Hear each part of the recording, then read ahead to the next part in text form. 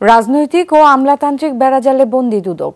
একে ঢেলে সাজাতে 31 ডিসেম্বরের মধ্যেই সুপারিশমালা জমা দিবে দুদক সংস্কার কমিশন।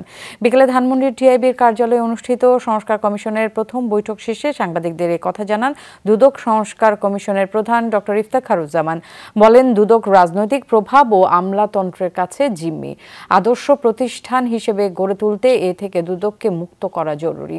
দুদক আইনের যে সকল ধারা বা বিধি নিয়ে আপত্তি আছে তা সংস্কার করা হবে। সেই সাথে প্রস্তাবনা তৈরিতে সংশ্লিষ্ট সব পক্ষের মতামত নেওয়া হবে বলেও জানান তিনি।